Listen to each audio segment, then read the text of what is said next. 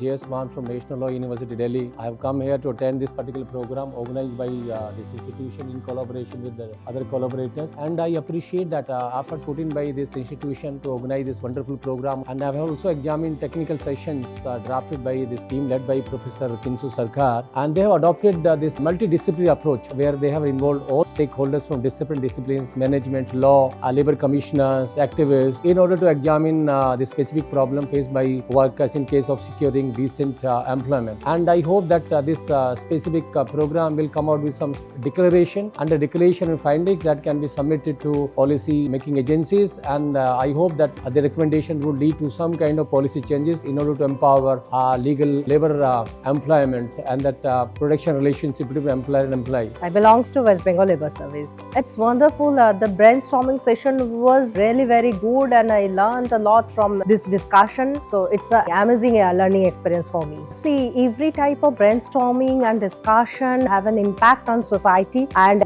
whenever we work on it there are so many paper publication and presentation of the papers, all contributing to the country's development in labor market and labor economics. There is a structured way of dealing with all these, and structured academic practices are there. All are contributing in country's progress. I feel like at home, GIM people, they are very warm, and I feel very happy to be with GIMs. All the academic institutions have their own role. If they consolidate all the reports and send it to Government of India, Labour Department or the state of Goa, then it can be implemented through the government machineries. The acts may be formulated, policy may be formulated, and implementation can be done according to the institutes. I am Rajan Verma. Basically, I am a labour administrator. I retired as Chief Labour Commissioner, Government of India. I also have been interacting with corporate managers, labour officials of the state government, and involved in a number of consultation and training, and also involved in discussion in ensuring the labour rights and also advising towards the labour policy of the country. I've been through the number of interactions, talks, especially by the youngsters. I'm so happy to know about the level of concerns of the youngsters, because they have been covering the varying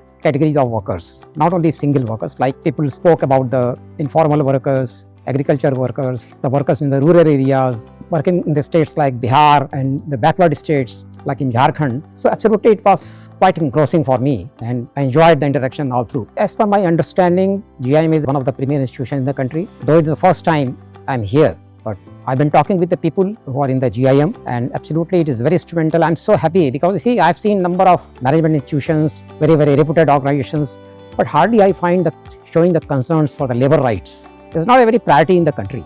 So I'm so happy that GIM is focusing in ensuring labor rights, discussions, seminar, conferences. So absolutely it bodes well for the future. It's very important. You see, conference and seminar are the very important tool to replicate the policy, framing the policy by the Government of India and the state governments, because basically the young minds who gives the idea at the apex level of the state government and other stakeholders. So certainly you see these kind of interactions will greatly contribute towards shaping the labour policy in the country, which will be mainly focusing on the ensuring the labour rights, not only of one section of the labour, but every section of the labour, marginalized to the organised labour. The crucial question is to generate more public awareness and debate about the employment concerns of the society, wherein we can address them effectively, monitoring them from a vantage point, generating full-fledged academic discussion on that, and prescribing strategies to create income earning opportunities to the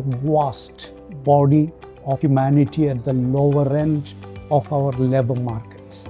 That means we should be able to, what the ILO language calls the decent work environment, we should be able to create for a large body of workers consisting of secure wages, living conditions with health and safety, and some secure income for meeting their old age requirements. That can be built into what's called a decent agenda and get the entire state or a multiplicity of state governments committed to realizing that goal over a period of time.